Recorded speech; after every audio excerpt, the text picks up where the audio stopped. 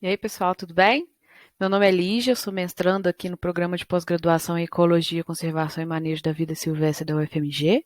Eu estou aqui para apresentar para vocês um artigo relacionado à disciplina de Ecologia de Insetos.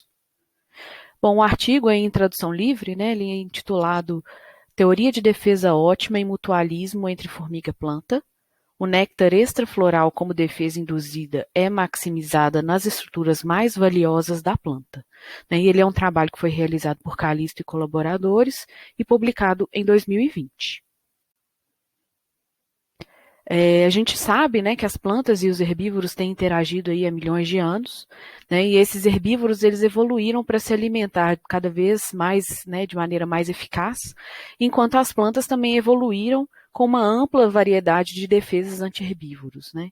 E algumas dessas defesas, elas são continuamente expressas em plantas através da ontogenia, que seriam essas defesas constitutivas, enquanto outras defesas elas são expressas ou elas aumentam a sua expressão somente quando existe um dano ou sob o risco de um dano.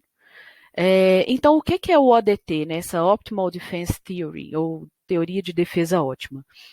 Ela é uma das principais teorias que tenta explicar os padrões de defesa anti-herbivoria.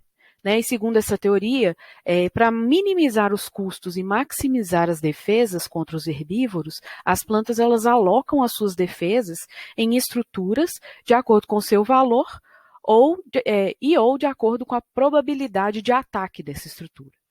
Então, ela prevê que defesas constitutivas, elas normalmente são utilizadas para proteger estruturas de alto valor, ou seja, flores, frutos, botões, e essas estruturas normalmente estão sujeitas a uma alta probabilidade de ataque, enquanto que as defesas induzidas, elas são utilizadas em estruturas de baixo valor, como por exemplo as folhas, né, que estão sujeitas a uma baixa probabilidade de ataque. No entanto, somente mais recentemente que os estudos conseguiram analisar de uma forma mais experimental as defesas mediadas por formigas no contexto dessa teoria. Né? E aí, o que é o néctar extrafloral? Né? Ele é um líquido à base de carboidratos que atrai diversos predadores e parasitoides, principalmente as formigas. E essa é uma interação, né? Ela é um exemplo clássico de mutualismo de proteção, em que as formigas elas podem reduzir a herbivoria das folhas e também pode aumentar a aptidão da planta. Então, esse trabalho, ele fez uma comparação da produção do EFN, né, o nectário extrafloral, NFE em português, fez uma comparação entre o nectário e a atratividade das formigas para os nectários localizados tanto em estruturas vegetais quanto em estruturas reprodutivas, com a simulação da herbivoria. Então, essa figura ela mostra os nectários em diferentes estruturas da Qualia multiflora, que foi a planta escolhida neste trabalho. Então, após a comparação, né, da produção do néctar nas diferentes estruturas e a atração de formigas, foram feitas algumas previsões relacionadas à teoria de defesa ótima. Né? A primeira predição, diz que o néctar extrafloral produzido em nectários de flores terão maiores volumes e calorias e atrairão mais formigas do que o néctar produzido em nectários de folhas. A segunda predição diz que a produção de néctar extrafloral, tanto em volume quanto em calorias, e a presença de formigas vão aumentar após a herbivoria simulada em nectários de folhas, mas não vão aumentar em nectários de flores. A terceira predição diz que a maior herbivoria de folhas induzirá maior produção de néctar em nectários nas folhas, e que a indução do néctar floral depende da gravidade do dano. Ou seja, né, quanto maior esse dano, maior o estímulo. E, por fim, a quarta predição diz que o néctar extrafloral mais atraente, ou seja, aquele que tem mais volume e mais calorias, ele vai atrair mais formigas.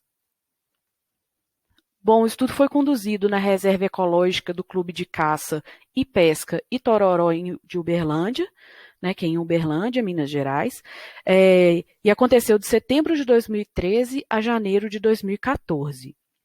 A vegetação ela é caracterizada por verões chuvosos e invernos secos.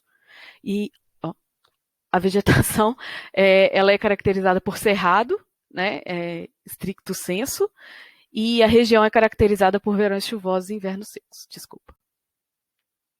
Então, por que a Qualia multiflora foi escolhida? Né? Porque ela é uma planta de cerrado e ela tem algumas vantagens.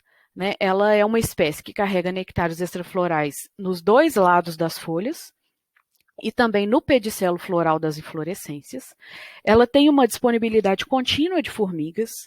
Ela apresenta uma separação fenológica de folhas e inflorescências, o que permite diferenciar a atração das formigas para cada um desses tipos, né, de nectário, seja foliar ou seja nas flores, reprodutivo. E com relação aos métodos, né, foram utilizados tratamentos diferentes para dois tipos de experimentos. O primeiro experimento é o foliar, né, foram selecionadas 45 plantas com características fenotípicas bem semelhantes e com pelo menos 10 metros de distância.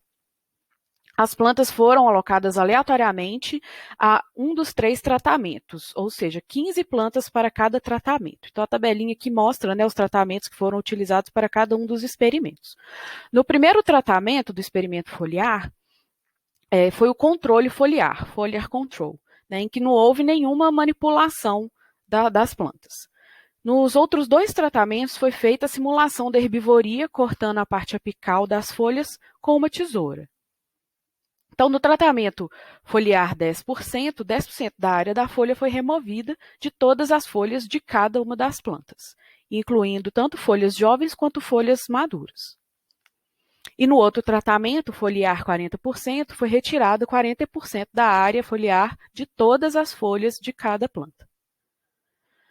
Bom, com relação ao experimento floral, né, foi selecionado um conjunto de outras 30 plantas, né, 30 árvores semelhantes, mas essas plantas, elas estavam em floração e elas tinham nectários ativos nas inflorescências, mas não tinham nectários ativos nas folhas. Então, nesse caso, as plantas foram submetidas aleatoriamente também a 2 tratamentos, ou seja, foram 15 plantas por cada um dos tratamentos. O primeiro, o controle, em que não houve nenhuma manipulação, e o floral 10%, em que foi cortado 10% da parte apical de todos os botões e todas as flores de cada uma das plantas. Não foi feito o tratamento de 40%, porque os botões e as flores são muito pequenas, né? E tem uma dificuldade aí nesse manuseio dessas flores. Em cada censo, então, né, foram medidos o volume de néctar e a quantidade de açúcar. Foram registradas também a abundância e a riqueza das formigas das plantas no momento da coleta do néctar. E nos 2 experimentos, tanto com folhas quanto com flores, todos os dados foram coletados em dias claros, em que tinha temperatura média diária parecidas, umidade e precipitação, de forma que não fossem significativamente diferentes. Foram feitas as análises estatísticas, né, e elas foram conduzidas utilizando o R, o software RStudio, e para testar essas previsões foram ajustados diferentes modelos e diferentes tratamentos. Né? Então foram avaliadas várias variáveis respostas de acordo com aquilo que cada predição exigia. Né? Então, para cada predição foram avaliadas as variáveis respostas que estavam correlacionadas. Como resultados, né, a gente aponta aqui que foram observadas 13 espécies de formigas, pertencentes a 5 subfamílias, nas quais Formicinae foi a subfamília com maior número de espécies. Camponotus rangeri correspondeu entre 43% e 68% de todas as formigas observadas nos 5 tratamentos. E essa formiga ela foi observada forrageando perto das partes reprodutivas e atacando herbívoros, o que é bastante comum para esse gênero Camponotus. E aí os resultados apontaram, né, para a predição 1, que prevê que a produção de néctar extrafloral e a presença de formigas será maior em nectários de inflorescência do que em nectários de folhas, foi observada uma diferença significativa no volume, nas calorias do néctar e também na abundância de formigas quando se compara o controle floral e o controle foliar. Os nectários florais, eles produziram em média 1,73 a 2,93 vezes mais néctar extrafloral, tanto no volume e calorias, do que nos nectários de folhas, né, foliares. Além disso, os nectários florais, eles atraíram em média 2,63 mais formigas do que o controle. Para a predição 2, né, que prevê que a produção de néctar extrafloral e a presença de formigas vai aumentar após a herbivoria simulada em folhas, mas não em flores, eles observaram que a herbivoria simulada realmente aumentou o volume e as calorias do néctar floral produzidos em ambos os tipos de nectário.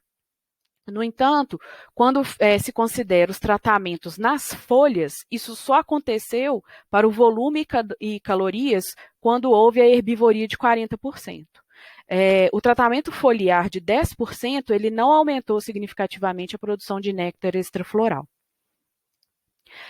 A herbivoria 40% de folhas produziu em média 2,86 a 6,68 vezes mais néctar extrafloral por volume e calorias do que os nectários do controle.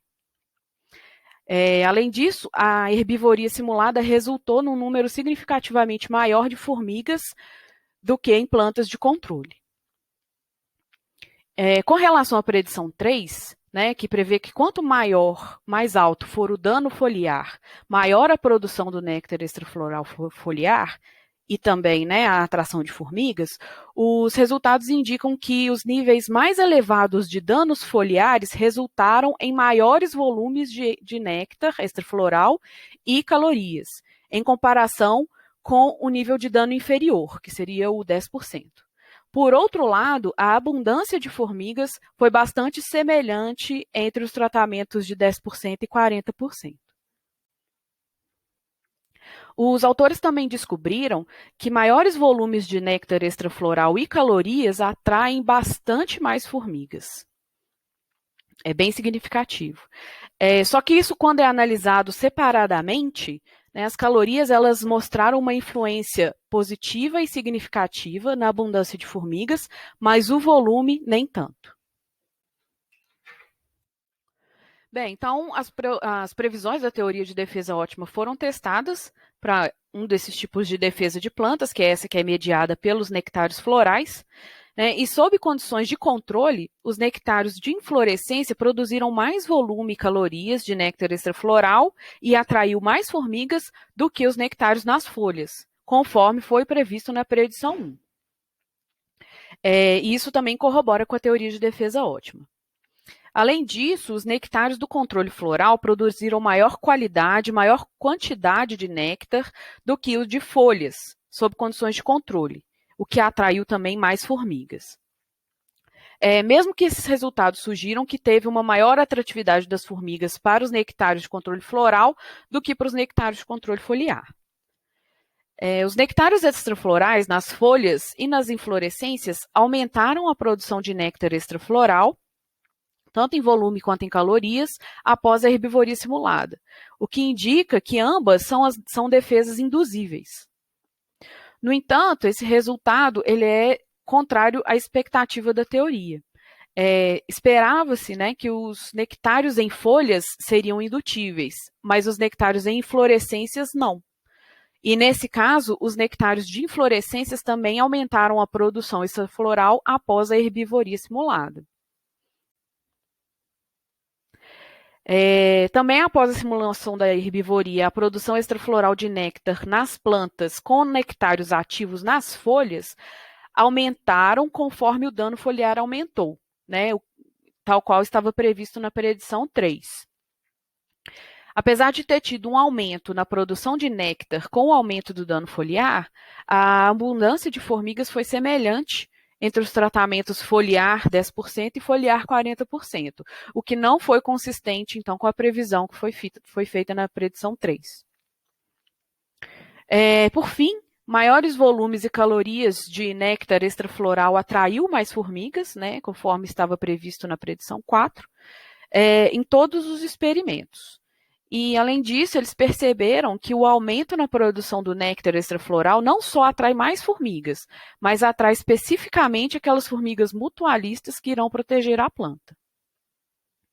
E eles descobriram também que Camponotus ringeri foi a espécie mais comum em todos os tratamentos, e esse gênero é muito frequente nas plantas, que é considerado o principal agente de defesa dessas plantas nectárias extraflorais no ambiente de cerrado.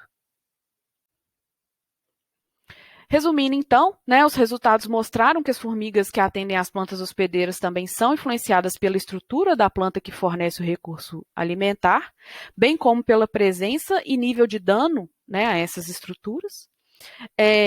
Portanto, né, esse estudo ele contribui para entender como que as defesas indiretas das plantas são alocadas. Então é isso. Muito obrigada.